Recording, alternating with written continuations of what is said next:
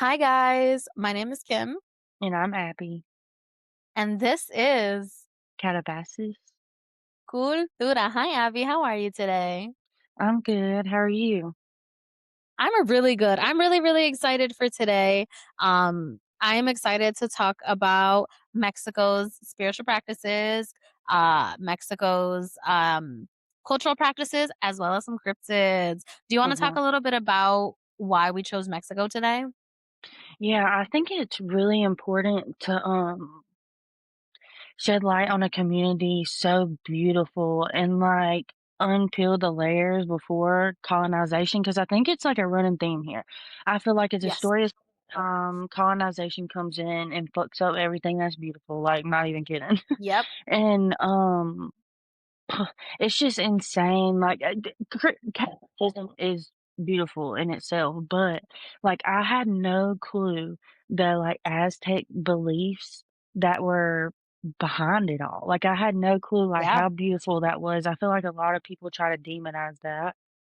And it's just like, "Oh, they sacrifice people." No, there's a No, shut the fuck whole up. it's literally oh my god, it's gorgeous. I can't even Yeah. describe it. I think a lot of it aligns with my moral compass. I could Yeah. see why a and there was so many people. There was, quote me if I'm wrong, but I'm pretty sure, in my research, I found out there was, millions of Aztec people. The cities were thriving, and then they just came through and just fucked it Yeah. all up. Yes. It kinda pissed Yes. me it definitely pissed me off reading about it. It's disgusting. I think that you said it best, like, we really wanted to be very intentional with how we did our research and how we're gonna communicate this information. We are trying to communicate it because we are not of the Mexican community. We Mhm, are not Mexican. And so the similar to how we did our siren episode, this is really on a textually evidence based information. Like we are going to talk about the things that we've researched. We're going to talk about the ways in which it connects to our own culture. mhm. So if we're ever wrong, if we pronounce something wrong, you know the spiel. Correct us, hold us Yeah, accountable so that we can keep learning and we can keep growing. But as we were deciding, like Abby, I'm so thankful that you were like, let's do this week, because we are seeing the things that are happening in the world around us, mhm. and we are seeing the level of villainization and oppression that is surrounding the Mexican community, all due to immigration status, Yeah, and what? so which is the stupidest fucking thing in the whole fucking Mhm, world, bro. Like, is what we're all what? Like, shut the fuck up. I don't know how we decide who belongs where when this land mhm. was stolen in the first fucking place. They've been here Let's be longer than the honest fucking here. Europeans, bro. That's The what I'm fucking Europeans, saying. ugh. Oh, and so when we decided to do this episode this week, we really wanted to pay homage to the beautiful culture that surrounds the Mhm, Mexican community, the spirituality, the connection to community, the connection to energy, as well as cryptids, as well as the really cool, rich, and diverse history that comes with it. And we wanted to also bridge the gap between what once was to what is happening now, mhm. what was impacted in their community to what is being impacted now, specifically with what is going on politically. And so we make it very clear where we stand, and I am very hopeful and very blessed that our listeners will support and acknowledge and Yeah, communicate how we can do better as a society to protect those that are mhm. voiceless, to protect those that are currently powerless. And so I think I we talk about it all the time, Abby, of like what our spiritual practice is. And our belief is as spiritual practitioners, as witches, we protect those who can't currently protect themselves. And Yeah, we fight against oppression. That is what we were put on this planet to do, to heal, to grow, and to allow people to thrive. And we're going to do just that in whatever way we can. So at the end of our episode, we're going to have a quick document that shows different resources, different spaces to donate, to contact, to be able to do our job and do our due diligence to protect those that are currently in spaces of strife and spaces of oppression. Mm. And so I am so excited. Abby, I know like this is something that we take so seriously. This is something that we take with so much love and so much respect. And I'm so fucking excited to jump into the beauty that is Mexican culture, Yeah. ideology, and spirituality. There's Let's so much fucking spirituality do it. surrounding it. There's Dude, gotta be something to it. I'll start out with, cenote. How do you say it, Kim? I say cenote. Okay. Um, so these have, like, fascinated me forever. Yeah, And yeah, so I'm gonna read a little bit about them. A cenote is a natural sinkhole or pit that forms when limestone bedrock collapses, exposing the groundwater underneath. Cenotes are predominantly found in the Yucatan Peninsula of Mexico, but can also be found in other regions with similar geological features. They were formed over thousands of years through the dissolution of limestone by rainwater, which creates the underground caverns and networks of water-filled caves. Cenotes were of great importance to the ancient Mayan civilization, which thrived in the Yucatan region. They were considered sacred, and the Maya used them as a source of fresh water as well as religious ceremonies and rituals. Some cenotes were believed to be portals to the underworld, and offerings or sacrifices were made to the gods. So that's what I've always thought it was so fascinating because they thought it was to them it's a portal to the underworld. I love that. I think that's so cool. Yeah, I think it's really cool. Um, but archaeological findings reveal that these sites were often chose for offerings and sacrifices, reflecting the Maya's deep reverence for nature and the spiritual world. The connection between cenotes and the divine is illustrated in various myths and legends where water is viewed as a life-giving force essential for survival and spiritual sustenance. The worship of water deities such as Cha, I think that's how you say it. It's Chaac, the god of rain and fertility, frequently took place at these locations. Um, so and also there's been, like, a lot of artifacts discovered around the bodies of water. That's, like, another reason why they think they're so important. They've uncovered, like archaeologists have uncovered a variety of offerings like pottery, tools, jade, and obsidian. I thought that was really cool. But, That's amazing. Mexico is very, like I don't have this written down, but Mexico is very mineral rich. Like, Yes. I'm a I'm a, vintage dealer, so I love, like, getting pieces. I have a ring, and it's from Mexico, but it's like a swirl ring, like, it's like you can adjust it. It's so Yeah. old. It has, like, crushed it's like pure crushed turquoise with, like, silver, like, outline in it. It's so Oh my pretty, like, oh my gosh. gosh. So, I didn't know that they had obsidian and jade there too. I thought that was cool. Yeah. But, So when we did the mhm. scrying episode, we talked a little bit about like doing scrying on obsidian plaques. And so Yeah. that originated in Mesoamerica because Stop. they used either volcanic plates or obsidian shards, which was like That's cool. that's where the specific obsidian scrying came from. I had no clue. That's cool. Alright.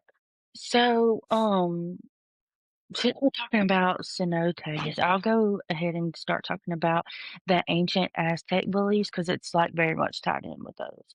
Um, Mhm. so for the Aztecs, the human body was and is the most pervasive type of sacred space in the Aztec world. Um,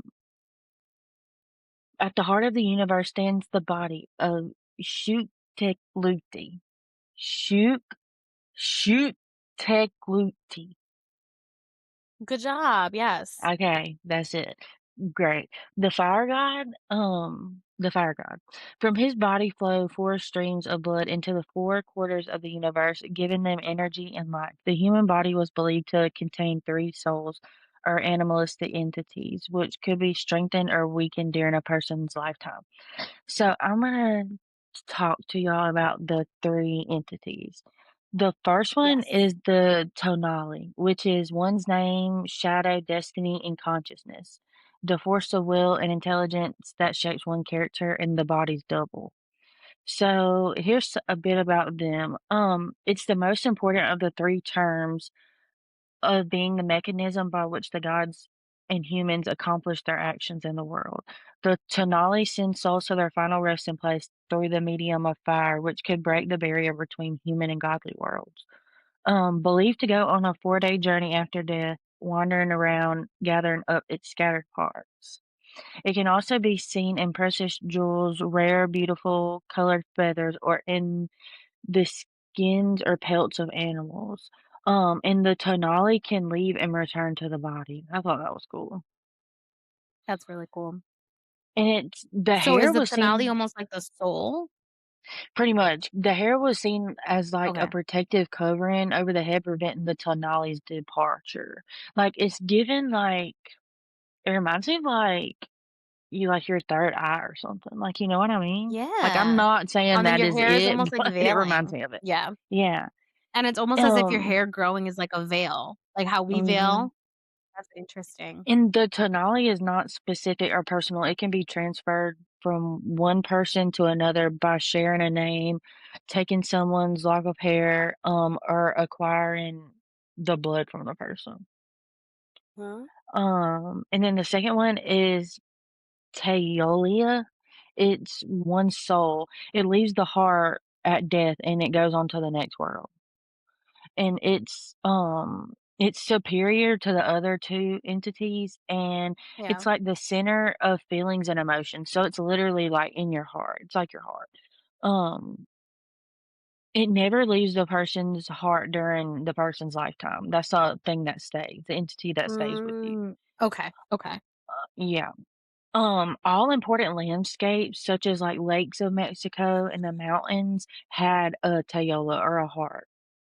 Um Oh, I love And that. that heart is subject to change. It doesn't ever stay the same. And then the last Okay. one is the Ehayatol. It's the night air slash wind breath, respiration, a malign substance, luminous gas, and bad smells, but also a source of energy and sustenance. It's the liver, basically. That's what And I was the like, "Hold on, I'm pretty sure it was an actual body part." Okay, Yeah, that's the cool. liver, it's, considered the domain of passions, furthest away from rational knowledge in the head, which is the first one we talked about. Like so many Mesoamerican entities, the y'all You got this, you're doing It's good. hard. The It power, is hard, yeah. it has the power both to enchant and bring health as well as cause damage. Yeah, Which obviously, like, because we have people with liver failure and stuff like that. yeah. But yeah, that is, the 3 entities in, like, the premise of the Aztec beliefs, and my next thing is the Nahua people. What do you have next? Okay, so I'm gonna start delving further into specific spiritual practices that were really, really important and still are important in the Mexican, Aztec, Mesoamerican spaces, and that is animism and curanderoism. And so, with animism, it literally is the idea that all entities, whether they're human, non human, animate, inanimate, all possess some type of soul. And so, I thought it was really cool how you were talking about it because that's literally the mountains, the rocks, every piece of land, being, non-being in these spaces have some type of soul essence, which I thought I was really, resonate really with cool. that a lot. Um, yes. And so instead of it being like this was where I got a little confusing, but also interesting at the same time, was the idea that each object had a soul and was considered a spirit, not a deity. So like from what I learned with indigenous practices and Aztec practices, there were specific deities like death gods, fire gods, and all of these different Mhm. spaces. But when it came to animism, it was more specific to like spirit essence that can either be its own spirit essence or ancestors, things of that nature. And it was embedded in the environment. So it wasn't I as just if it was love like a that.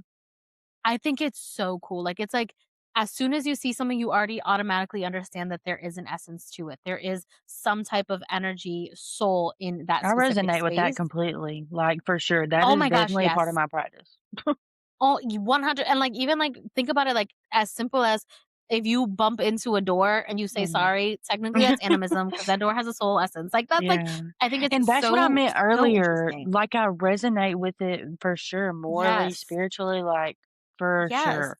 Everything has some type of Mhm. energy, some type of soul, and I thought that that was such a beautiful way to engage with life, because it also puts this idea and this rhetoric that we are not the only things here, Yeah. and it really I think it provides so much humility of, like, we are not the center of the universe.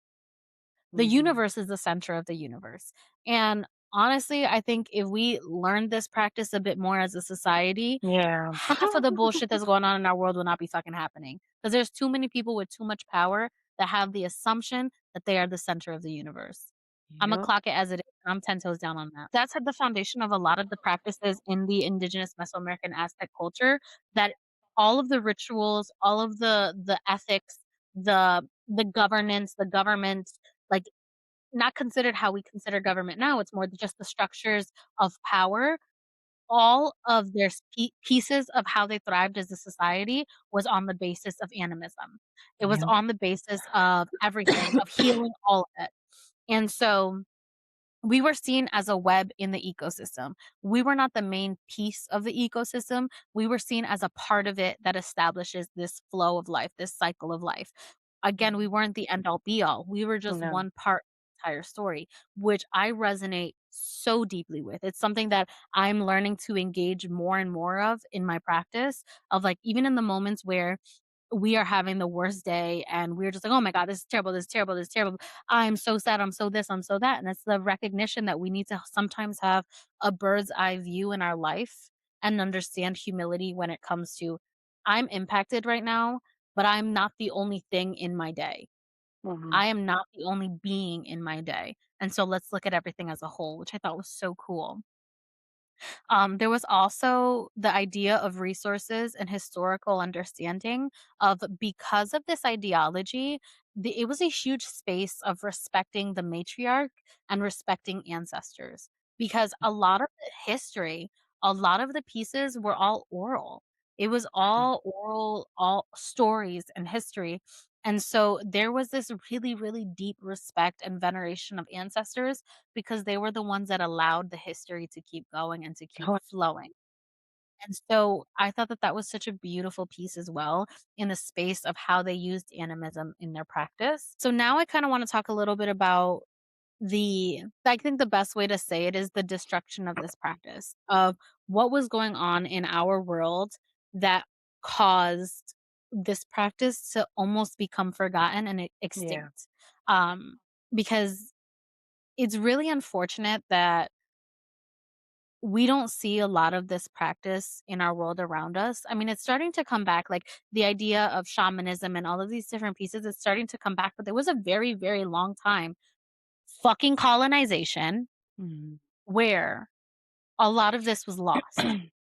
And one of the biggest reasons was colonialism, missionaries, missionary work, where individuals will come in and create this idea of heathenism and villainization of individuals that followed this practice and caused forced assimilation. And so all forced assimilation is that they would force these spaces, these cultures to believe in a different aspect or different belief system. And it was usually either Christianity or Catholicism. And they would destroy, like, it was horrendous. They would destroy objects that were of spiritual connection. They would murder, pillage ancestors or the elders to minimize the spread of practice and ideas. Different policies, they would criminalize ceremonies. They would like, almost the idea of, like, how um, for specific witchcraft and, like, paganism and Satanism, where they would try to almost, like, cause things to be illegal so you couldn't practice your practice. Mhm. Um, Yeah. Globalization, and so, like, this mass migration and it was forced migration. We have to call it as it is. It was forced migration. It was slavery.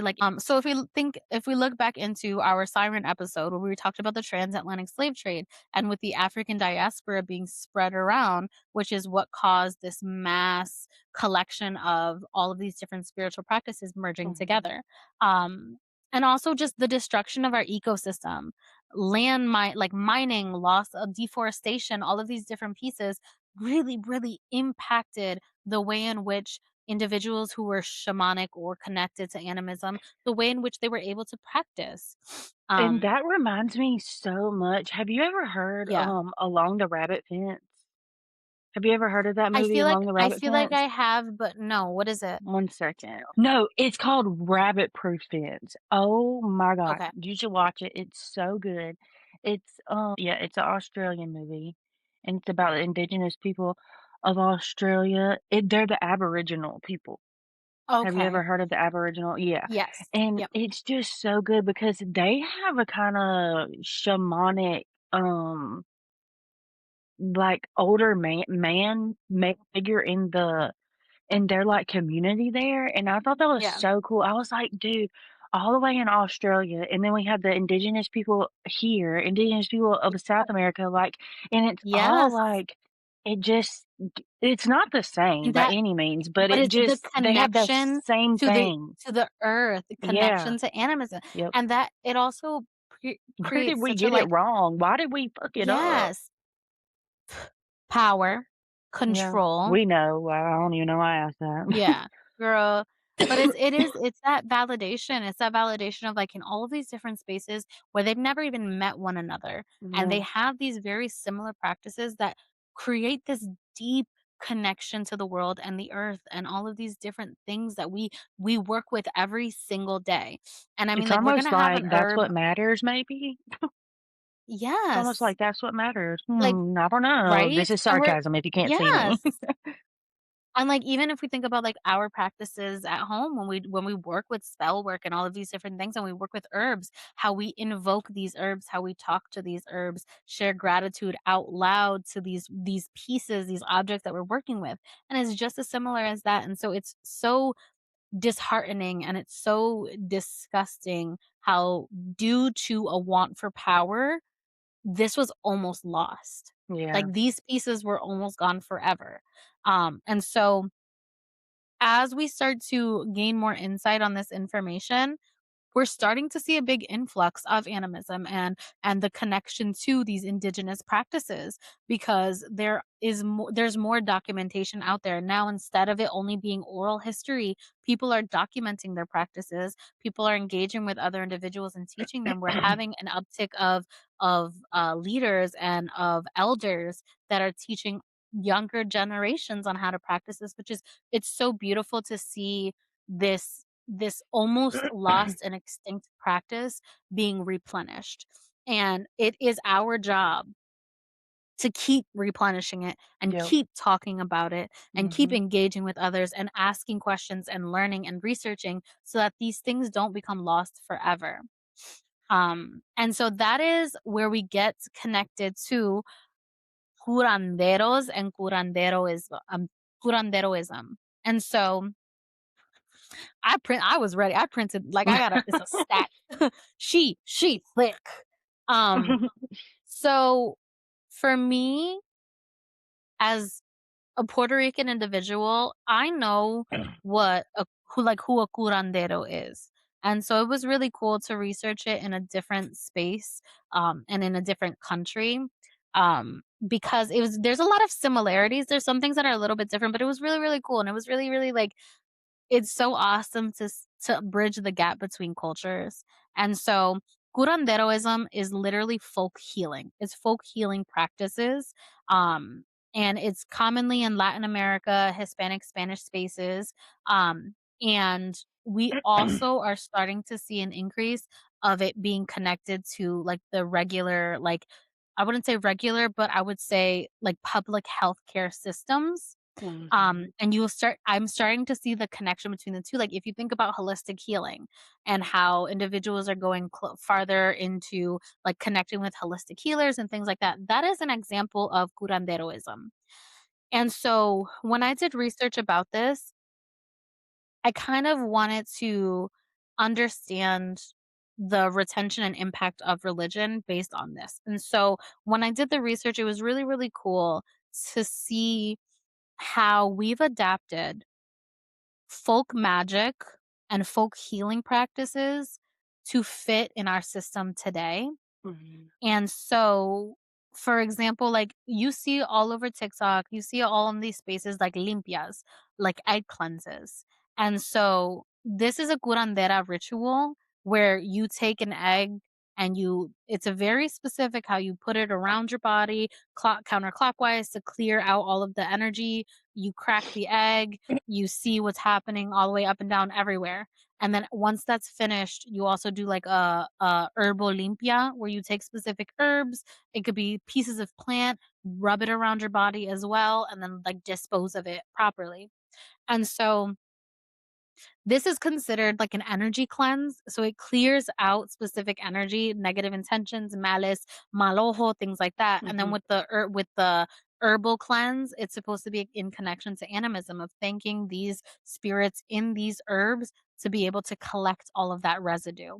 And so like that is an example of curanderoism. And so with this, there's such a huge spectrum of folk healing practices, and it is so incredible to see how individuals are making it their mission to increase this awareness, to increase this practice so it's not lost forever.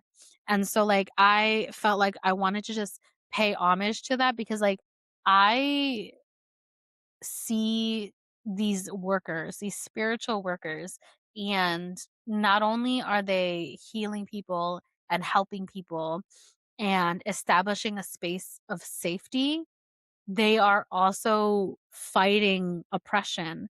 They are also saving a culture, saving a practice. And I think that that is the bravest, most courageous thing somebody can do, especially in our current society today.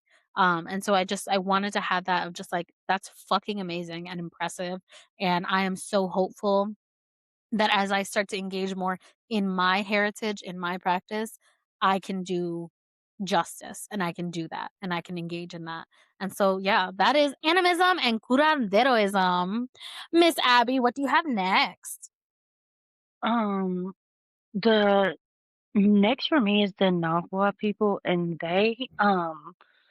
they practice animism in a form too. The Nahua are the most influential indigenous peoples in Mexico.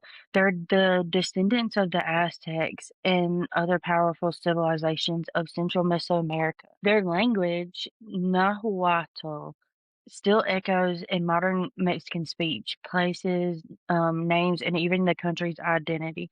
Words in English like chocolate, avocado, coyote, tequila, and tomato all come from the Nahuatl root. In Nahuatl, the word Mexico roughly means the place in the center of the moon. And I thought that was so pretty. Like, what? That's like a beautiful way It's to describe something. romantic. We could Yes. never, And we also could never, spiritual, like cycles. Right? yeah, Ugh. yeah. The Nahua worldview blends spirituality, nature, and cosmology into everyday life. They see a balance between humans and the divine as essential, guiding rituals, farming, and governance. This worldview still shapes Mexican culture through art, festivals, and social values that honor both tradition and renewal. Modern Mexico is deeply Nahua at its core. After years of wandering, their legends say that they were guided by their god, Huitzilopochtli, to an island in Lake Texaco where they saw an eagle perched. This is my favorite. Oh my God. Where they saw an eagle perched on a cactus eating a serpent. This vision became their sign to found Tenochtitlan in 1325, a city that would grow into one of the most advanced urban centers in the ancient world. Love that. What am I trying to say? Interestingly, the word Aztec was not what they called themselves. It was coined centuries later by a German scholar. Alexander von Humboldt in the 1800s. He used Aztecs to describe the peoples connected to the legendary homeland of Aztlan, where the Mexico believed their ancestors originated. The people themselves always identified as Mexica or Nahua, not Aztec. I didn't know that, that's Yeah. cool. Yeah, the empire no, thank you, Alexander von Humboldt. Like, wow, you are good at naming names. Like, you need to leave them alone. You don't need to speak the language. I'm pretty Yeah. sure with a name like that. Mhm. Anyways, the empire thrived on a Clock it. system of tribute and trade. From distant lands came cacao, jade, textiles, feathers, and maize. Tenochtitlan became a shining island capital filled with canals, markets, and temples that amazed Spanish conquerors when they arrived. It was one of the largest cities in the world with a population It was of around, thriving! yeah, with around 200,000 at its height. Religion and cosmology were central to Mexico life. They believed the universe depended on balance and sacrifice.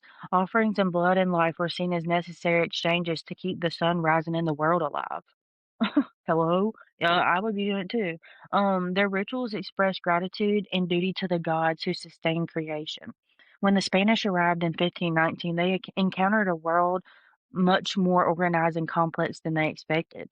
Despite their eventual conquest and destruction of Tenochtitlan in 1521, the legacy of the Mexica endures. The language, architecture, mythology, and symbols live on in Mexican culture, from the flags, eagle, and the serpent to the values of resilience and community that still define the nation today. And the Nahua people, they believe, like I said, in a form of animism, um, the belief that everything in the universe was alive and filled with sacred energy. They called this energy teotl, a life force that moved through all things. Mountains, rivers, plants, animals, and even stones were seen as conscious and connected. The gods were not distant beings, but living forces within nature, present in wild fire, water, and the beating of the human heart. This belief shaped how the Mexica lived each day. Every action was a sacred act. Planting corn, weaving cloth, or even lighting a fire was a conversation with the divine. Rituals and offerings were ways to show gratitude and maintain harmony between people in the spiritual world. The Mexica saw the cosmos as something alive, constantly renewing itself through ceremony and sacrifice. To live in balance was to honor the flow of Teotl within everything. Their animism came from much older Mesoamerican traditions, the Olmecs. They often call the mother culture of the region, the Olmecs. First expressed these ideas through art, sacred symbols, and the belief in rulers as bridges between the human and spiritual world. The Toltecs built upon that, creating a philosophy that connected beauty, morality, and the cosmic order. They taught that humans have the power to shape the world through disciplined thought and sacred creativity. Love that. The city of Tenochtitlan became another great influence. Its pyramids aligned with the stars and reflected the idea that human structures could mirror the universe. The Mexica later saw that Tenochtitlan as the birthplace of the sun and moon, a sacred center of Mm. creation. Yeah. When they built their own temples in Tenochtitlan, they modeled them on these ancient forms, continuing a tradition that linked architecture, astronomy, and spirituality. By the time the Mexica rose to power, they had absorbed centuries of sacred knowledge. Their gods, such as the Quetzalcoatl, the feathered serpent, and the Tlac, the rainbringer, carried forward the wisdom of the civilizations that came before them. So that's on the flag. The eagle and the serpent. I thought that was so cool. I think that's Their rituals, amazing. right. Their rituals, calendars, and myths wove together the ancestral practices into a living spiritual system. The Mexica believed their empire existed not only for power but to sustain the balance in the universe. Through offering, song, and ceremony, they kept the energy of life flowing. Each sunrise, each harvest, and each heartbeat was a part of the great exchange between humans and the divine. Oh, I love it. 10 out of 10. It's a yes for me. 100%. I think that that's so Mhm. cool. I think I think the establishment of all of these complex ideas and systems in a place that was considered in our history as like unhuman and animalistic, I think it goes Mhm. to show how colonization creates such a I mean, we already know it's the most fucked up thing in the whole wide world, Yeah, but yeah. also the amount of manipulation that comes with colonizing a space because it wasn't like a, "Oh, well, we traveled here and they gave us these things." It Mhm. was I believe it was Hernan Cortez, if I'm not mistaken. If I'm wrong, tell me. It was him coming in, manipulating these people into thinking that the horses, because 'cause they've never seen them before, are these gods that have to eat gold and can only eat gold, and if they don't, they'll start to eat the people, and so these indigenous Mesoamerican individuals are like, "Okay, here you go, like, we are going to give to you because this is we are trusting in what you're saying." And then for him Yeah. to manipulate these spaces and then take this power when you're being given gifts. You're being given gifts. There were healers tending to the men, to the soldiers. They were individual, like, you know what I mean? Like, you were welcomed in, but because you were seeking all of this power, Mhm. you decided to destroy a colony, a civilization that was thriving before you got there. And so for this to still be rebuilding consistently now, I think it's such a show of strength for the Mexican community, for these Mhm. individuals, how you are able to still, after consistent villainization, after consistent oppression, you are still learning and fighting and rebuilding. The amount of resilience is like no words can explain how in awe I am, but also how disappointed I am in our society that Mhm. this is still happening today. This is still going on today. It has a different name, Mhm. but it is still going on today, and that's extremely unfortunate. And And that's why we're gonna get into, like, Catholicism in Mexico too, like, it yep, reminds me of, very much of, like, African Americans coming over to Louisiana and, like, having to disguise their practices, and yeah, they created hoodoo, like, it was born in yeah, Louisiana.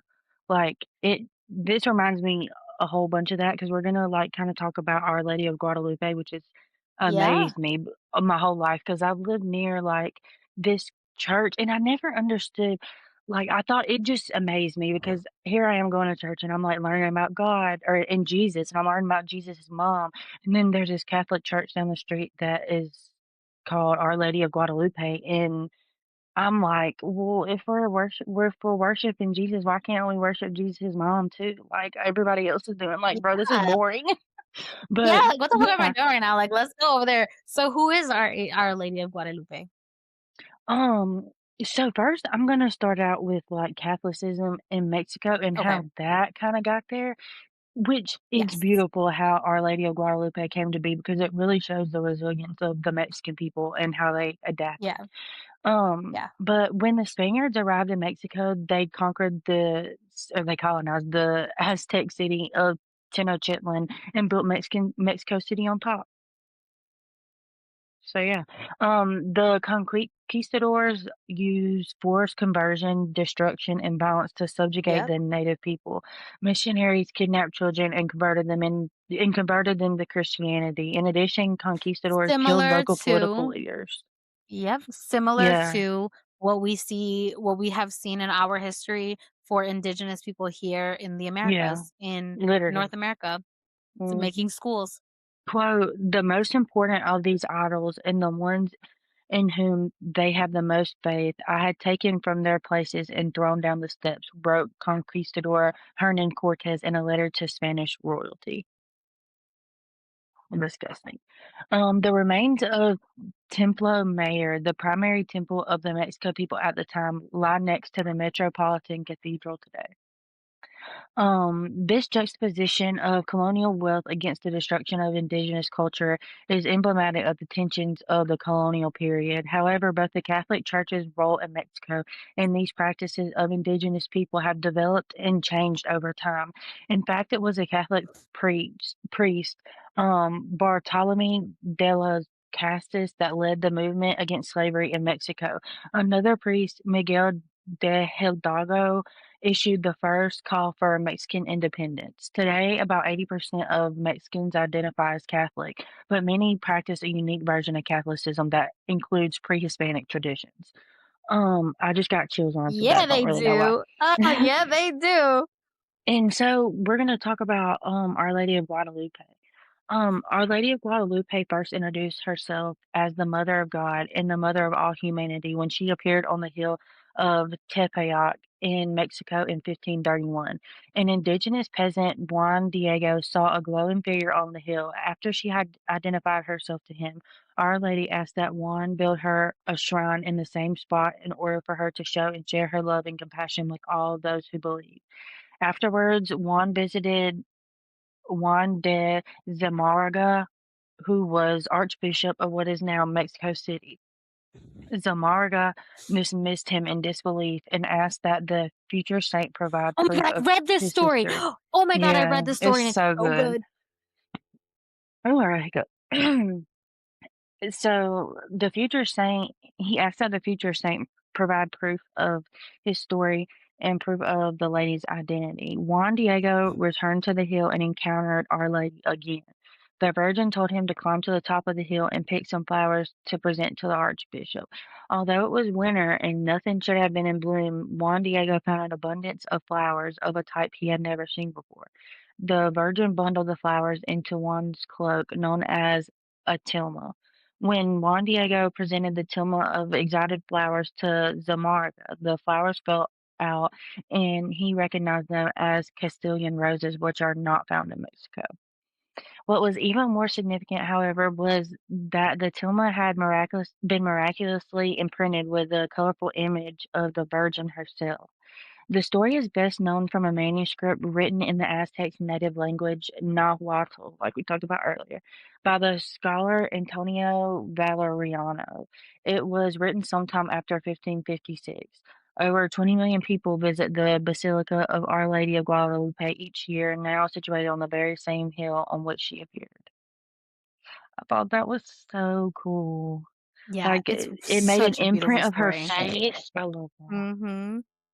It's such a beautiful story. When I read it the first time, I was like, and I know that Yeah. there's another version or another piece of it where, like, she was beginning to heal those who were ill as well during I that remember you time telling me too that. yeah, to create the sainthood. That's so cool. Mhm. Yeah, I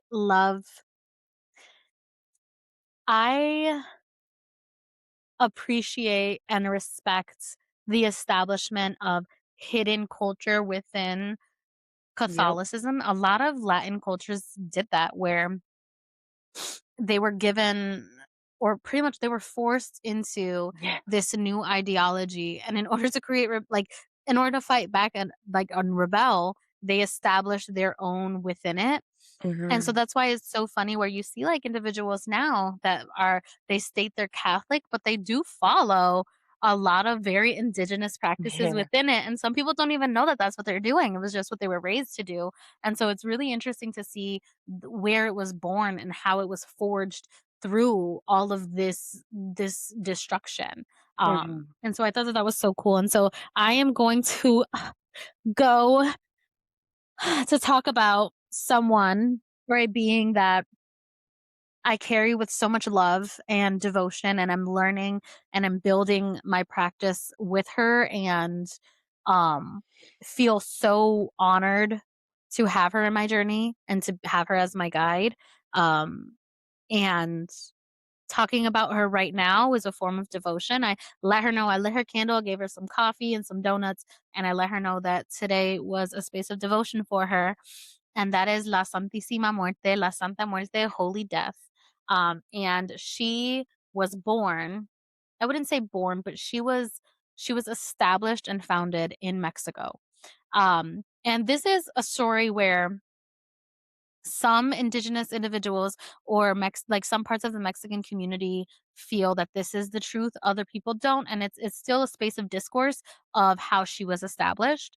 But I want to talk a little bit about who she is first and her impact on Mexican society today. because of who she is. And so let's talk about La Santa Muerte. I want to give a shout out to an individual that I learned so much about Santa Muerte from, and their information is so easily digestible, so user friendly, but it's also in such respect and veneration of Santissima, and it's Gintuli or Poca Hotness on TikTok. And just 10 out of 10. I will say I've learned so much from her. And so a lot of this information, at least for the first portion, is from her ebook that she sells on her website. She also has like oils and statues and all of these really incredible things. So if you are looking to build your devotion to her and you need a space and you don't know really where to start, it's Poca Hotness, and I'm also going to have it here. And so this is from her ebook, La Santa Muerte. And so she is a figure of a Mexican folk religion. She's considered a folk saint. And the reason why she's not considered a saint or in her sainthood is because the Catholic Church demonize her and villainize her as if she is not truly a saint. And we're going to talk about the why, because it's not because she's not powerful, because mommy is powerful is not because she doesn't heal, because mommy heals. It is the fact that she collects people who are othered. She collects people who do not have a home. I like to think of it almost like she is the mother to orphans. That's the way in which I view it in my head, to build that connection for those who never really had a home or had a space because they are different and because they don't fit that moral code of Catholicism and Christianity. So that's why she's considered a folk saint. They demonize her a lot. Fuck that shit. Anyway, she has an association with death. So in English, her name is transcribed as or translated as the Holy Death. And so she has a deep connection to death, but she's also a healer and protector. Because if you think about it, death comes for anyone. Death Mhm. comes for everyone. It doesn't really matter who you are, your status, nothing like that. We will all be seeing death at the end of the day. It's a cycle. People also call, like, I call her Santissima. People call her Mami Flaca, Flaquita. Um, and it depends on her robe color. Um, I venerate her pink, her gold, her green, um, and her white and her black. And I'm still learning, I'm still growing. I am still so very new. So as we're learning together as we grow. But I'm very happy and proud to consider myself a devotee of Santa Muerte. There's a connection to Aztec and Mesoamerican culture. And so they consider it, from what they've researched and gathered, because the Aztecs had that nuanced version of death and how death is just a continuation of a cycle, it's not the end. Your Mhm. soul will be released, just like what Abby said, of your soul being released and put back into the earth. Um, and so, as they worship several deities, Mictlan Tecuti and Mictecasihuatl, and these were the gods and goddesses of the underworld of Mictlan. And so, people see a deep connection to the deities of Mictlan. And so when they venerate her, they usually also venerate Mictlantecuhtli or Mictlantecuti. And please tell me if I'm pronouncing them wrong. And so they see her as an intercessor. She is an intercessor for Aztec tradition and Catholic sainthood or Catholic saints. Um, and with and this I'm being very brief because we're going to dedicate an episode on Santissima.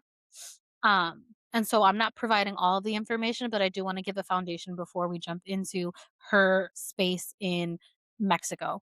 Um, and so there's a big symbolism of protection. No matter which robe you follow, Santissima will always protect. No matter like how you devote, a big piece of her is that space of protection. And they like to see her robe as a symbol of protection because it's almost like shielding from negative energy. It's also a way for her to create that space of like she is feminine energy, because a lot of people when they see her skeleton face, there's that big assumption. And also, she is in no way connected to the Grim Reaper. Don't disrespect her like that. She is not the Grim Reaper. Don't ever disrespect mommy like that. That shit pisses me Mhm. off so fucking much. She is not the Grim Reaper. She is Santa Muerte. There is those connections of the scythe and things of that nature, but the scythe is a way for her to break down boundaries, to break down obstacles. The robe is a space of protection. and there's different spaces and different colors that are associated for different aspects. Um, and it also reinforces that space that she is a revered figure. She is a Catholic folk saint. She is this powerful connection to Aztec Mesoamerican people. She signifies the connection to Mexico. Like oh my God, I love her so much. And I'm going to do a quick rundown of some of her colors. Now, in more modern spaces, there's a lot more colors of Santissima, but these are where we kind of first start, which is white, black, red, pink, orange, yellow, green, purple, brown, gold, and her seven colores. And each one is a specific aspect of her. So, like, white is the purity, cleansing. Black is the protection from negativity. It's also like if you want to do some baneful workings. Red is passion, it's sex, it's lust. It's also domination. Just saying. Pink is love, affection, harmony in relationships. Um, Orange is success, prosperity. Yellow is abundance, happiness, confidence. Green is legal matters, it's justice. Blue is wisdom. Purple is spiritual power, intuition. Brown is grounding. It's also necromancy. But some people also use black as necromancy.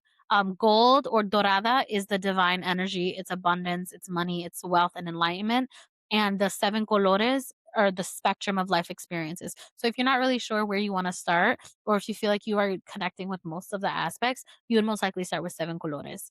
Um, and so now I kind of wanted to talk about um, her connection not only to Aztec and Mesoamerican spaces, but her connection to Mexico today. And so there's this really incredible article that I found, and it's Santa Muerte, State of Dispossessed Enemy of Church and State. It's by Luis Ann Lorentzen, and she's from the University of San Francisco. So when I read this article, it was really, really incredible because it talked about the parallel between Santissima and the connection to immigration today, and the connection to sex work and LGBTQIA and all of these spaces that are villainized and othered.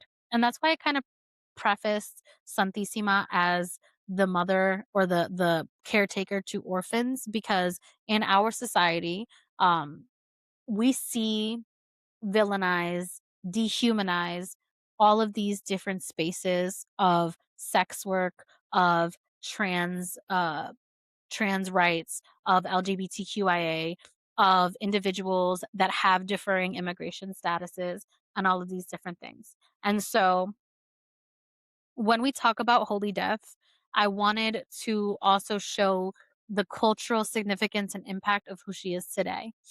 And when I was learning about, or when I was reading through this article, it was so impactful because there's a big reason why you're seeing such an uptick of devotees in this current space that we are in our society, because these are individuals who felt rejected by the Catholic Church. And so Santissima was a way for them to still connect to their ancestry, connect to their belief systems, connect to their religion in a space where they are protected and where they don't have to change who they are. There is such an increased popularity because of the rising inequality in Mexico and all of these different spaces where devotees are growing. Racial inequality, economic inequality, housing statuses. These individuals who have been thrown to the corner and who are not protected, who are not taken care of, found a space of peace with Santissima, which I think is such an important thing to talk about. Um, and if we think about even like high risk individuals, so like you also see police officers, taxi drivers, bartenders, sex workers, and prison guards and prisoners themselves, because she does have that justice aspect. Undocumented immigrants, unemployed people, people who are living in what they would consider, like in this article, they consider it everyday death worlds. Um, and so with the Catholic Church, they always saw this belief of Santissima as a degeneration of religion or linked to Satanism or Satan, which what type of bull? That's a whole bunch of bull feces if I've ever seen it. Because of the establishment of roles in our society and colonization and the idea of religion being a form of oppression for some individuals, not all. Like, faith is a beautiful thing, and some people have these beliefs or believe in Catholicism, Christianity, that are beautiful individuals that are more focused on their moral compass and morality. But we also have to understand that there is an establishment of othering, alienation, and of power and control, and a need for power and control that was used through Christianity or Catholicism or separate religions that were trying to invoke power and control over other groups. And so that was very similar with Santissima, where she was othered and villainized due to her ability to connect with those who were considered evil or full of sin. Um, and so I wanted to talk about it specifically for inclusivity within immigration status. And so in Mexico, Dia de los Muertos, and all of these different spaces, you will see a lot of altars, shrines, and spaces outdoors and indoors for Santissima because she is considered a protector. She is a liminal being. She is the cycle of life and death. And she is also the establishment of showing love and grace and power for those who do not have a voice. And so, in these particular spaces in our society today, there is such an increase in devotion to Santissima because our world today is filled with these issues. It is filled with danger. It is filled with othering and villainization. I think Santissima is such a beautiful way to show how much power we truly have as a community and as a community of others, as a community of those that never fit the status quo, and as a community of those that are being villainized for things that are out of their own control. And so if you are a devotee to Santissima, or if you are looking to practice more and engage with Catholic folk magic or Catholic folk religion or animism, shamanism, curanderoism, it's extremely important to acknowledge the history of it. And it is also extremely important to do your due diligence research, but also provide resources and support and donate and engage in this society to protect those that cannot protect themselves right now. And I say this is a call to action for those of us that see what's going on in our world and wanna do something differently. It is also a form of devotion to our Santissima that we are helping to protect those that she protects on a day to day. Um, and so I wanted to end our spiritual practices section with her and with the fact that we need to do more. And this is our call to action, that we have this, if we have the space, energy, ability, capacity, we need to do something. And it can be as simple as calling legislation, calling the senator, like donating. If you don't have the funds to donate, donate clothing, donate things that you don't need anymore, call individuals, send emails, do something to provide support for those that are losing their power because of this want for control. Anything you want to say, Abby? Anything you want to add? No, that was That perfect. was a lot. I'm Literally. sorry. All right. So now that we talked about the spiritual practices and all these beautiful spaces of Mexico, we're gonna get into some spooky scary. We're gonna talk about some cryptids. All right, Abby, are you ready? Yeah, I'll go first. With Okay. doing days, very, very scary because, oh my Girl. God. So I was listening to Two Girls, One Ghost podcast. Like, doing days are like gnome-like creatures who live inside the walls and homes, especially in the bedroom walls of young children. They attempt to clip the toenails of unkept children, often leading to the mistaken removal of entire toes. It is said that they are most commonly found in the mossy cloud forest of the state's mountain ranges. And so I was like looking up maybe like Reddit stories to give me anything else on what doing days are.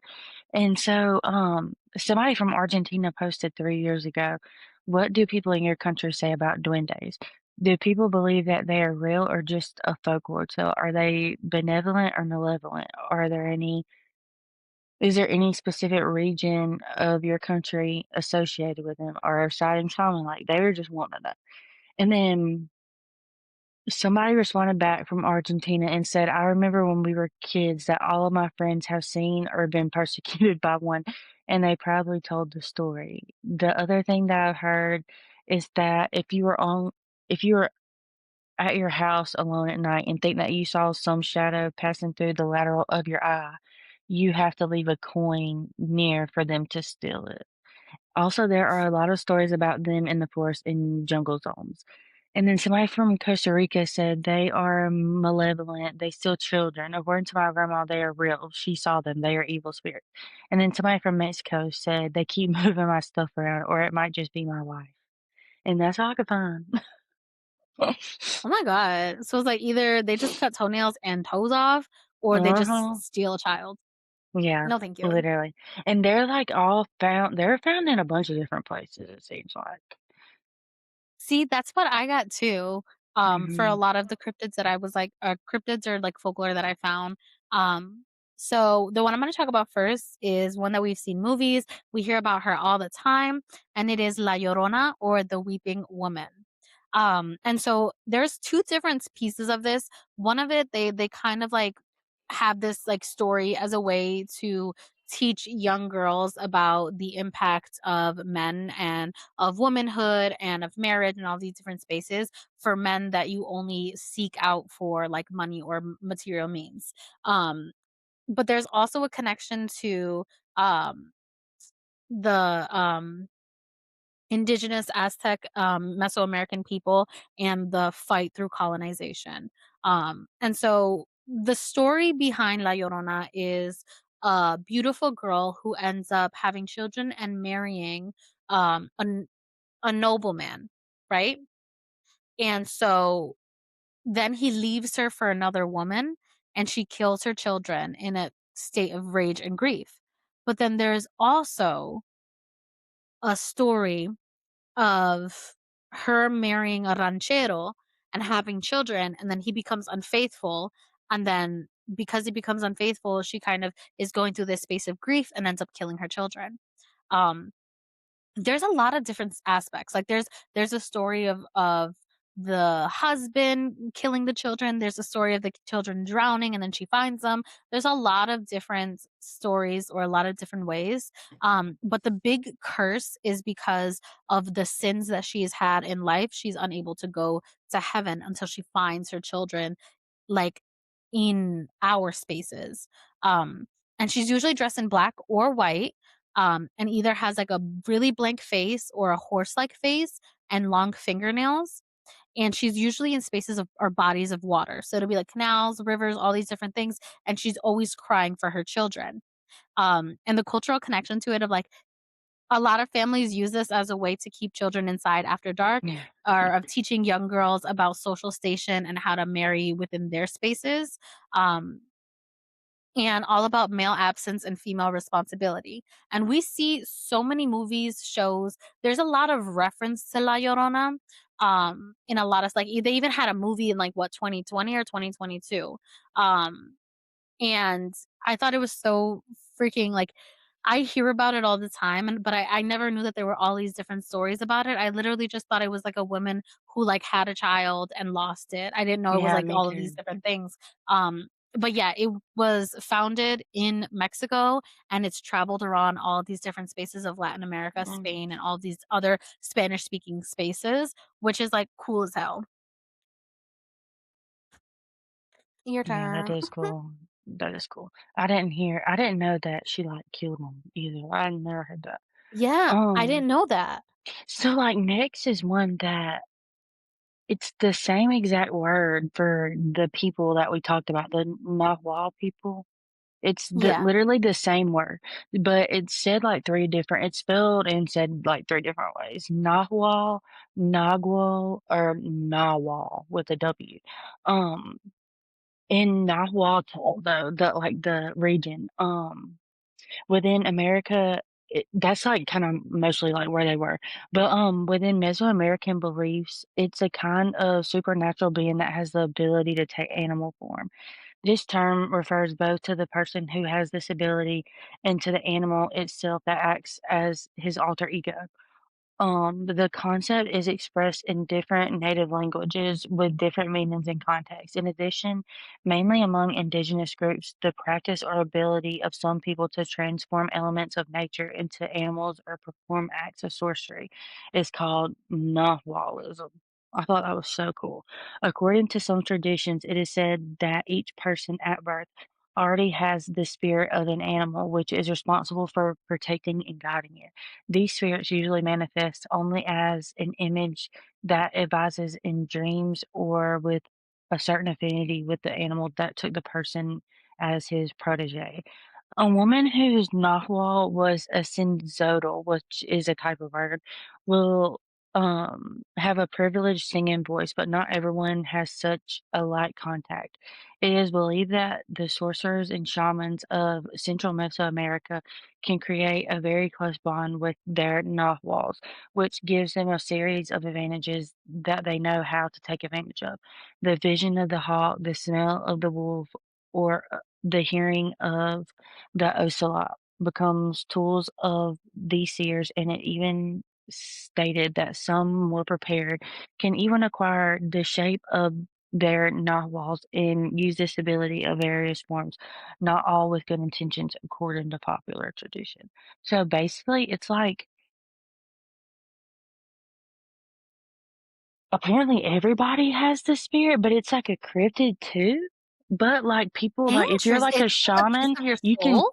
yeah, like if you're a shaman, you can take form of your narwhal. Basically, Cool. like your animal. I thought that was That's so sick. crazy and I like that. complicated, So, and it's yeah. almost like a spirit? That's why I'm wondering if it's like a spirit animal or but if you're Yeah, becoming that basically.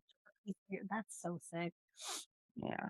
So, I went real spooky scary, and it is something that I dealt with as a child, and I blame my parents for bullying me. El cucuy, el cuco, el cuca, el cucu, el cucuy, el coca. These are all different names for the head, the skull, the coconut.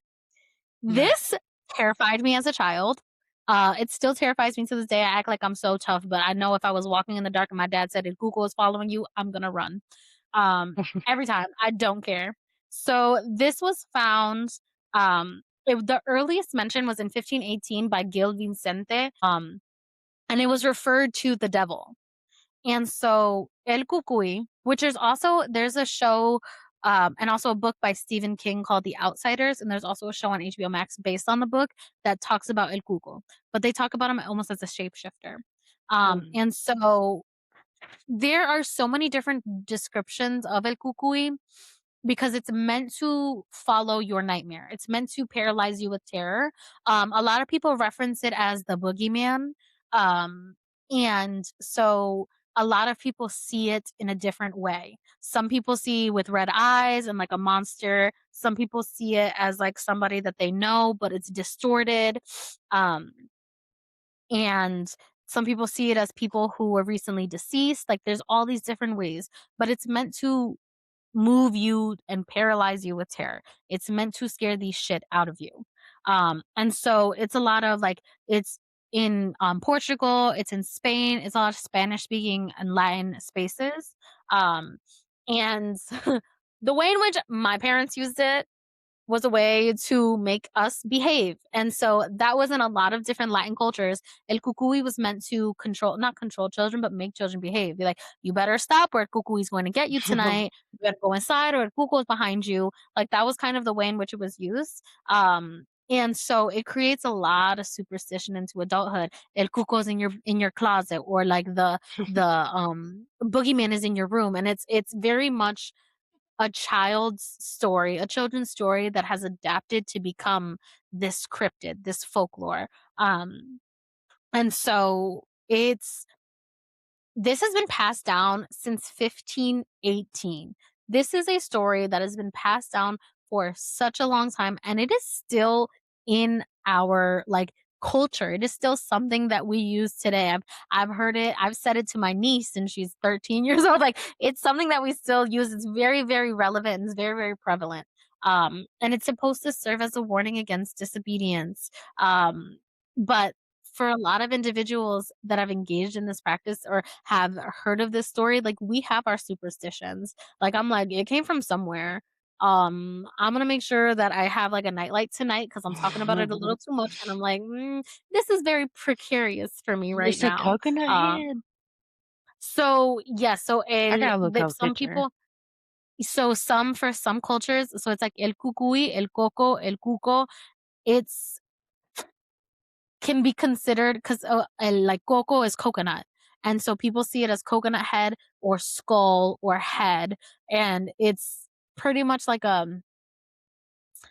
it's just its name, and so for some cultures, they do see it as coconut head.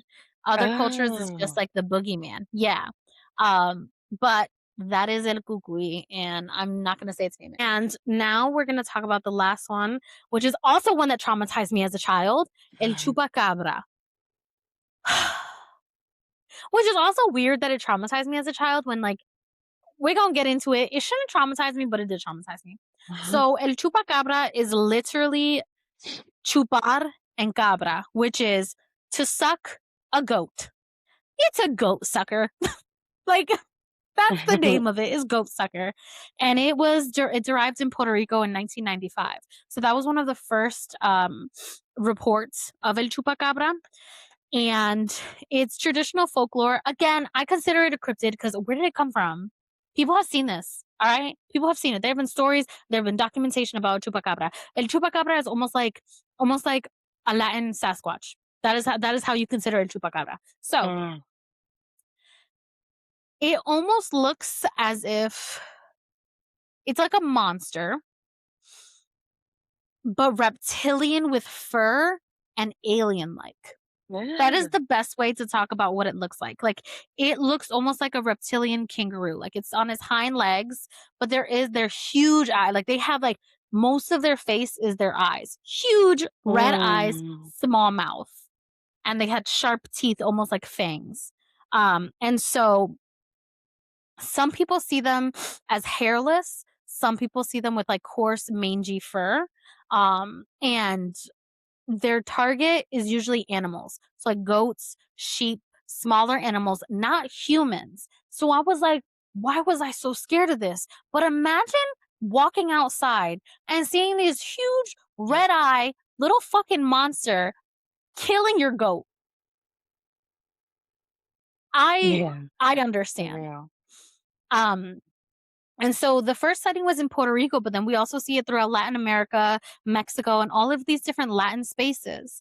And there's this deep connection to inequality, inequity, and ecological or economic impact because of the fragility of rural livelihoods. Like, in order for the people of Puerto Rico to maintain their survival, farms are very prevalent. Sugar canes, all of these different spaces were very prevalent and are very prevalent for a lot of Puerto Rican or Latin spaces.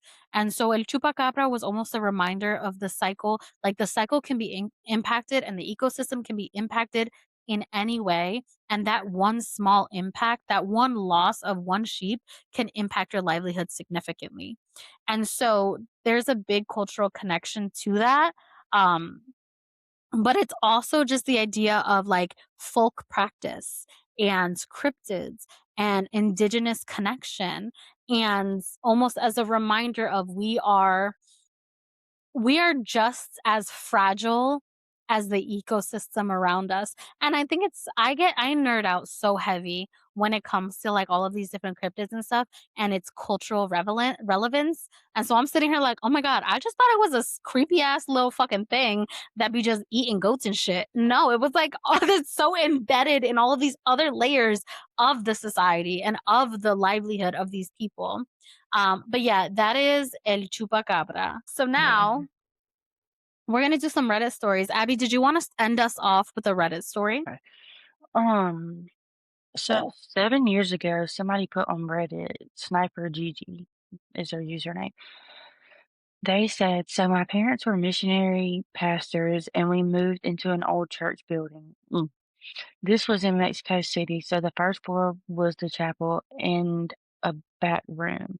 Second floor, when you walk in, it makes a U around the chapel and it has railing so you can look down at it. Then the third floor was a huge space and then a U of rooms that go around it. And then the fourth floor was a small room, all concrete, and this had the boiler and stuff.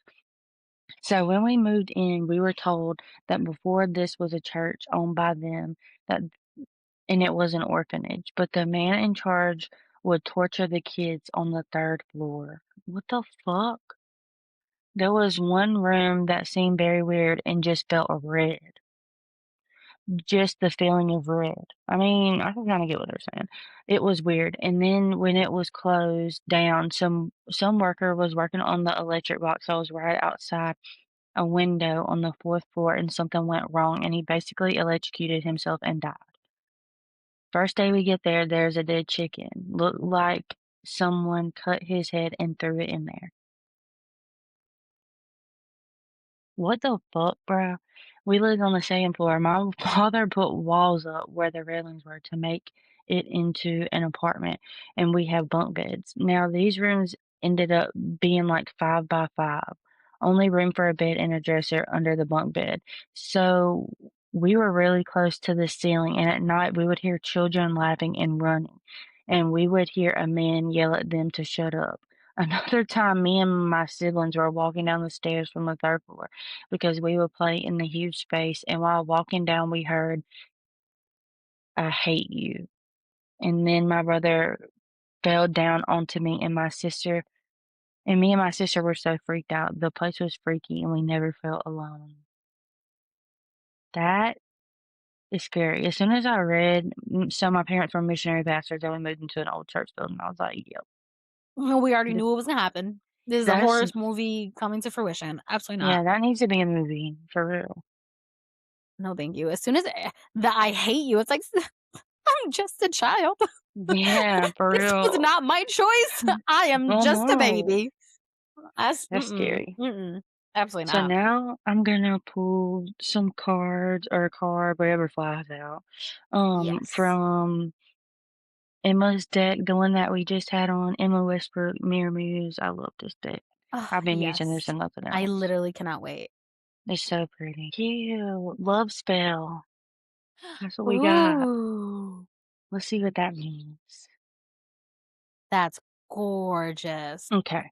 Gather your rose petal libations and candles. It's time for a love spell.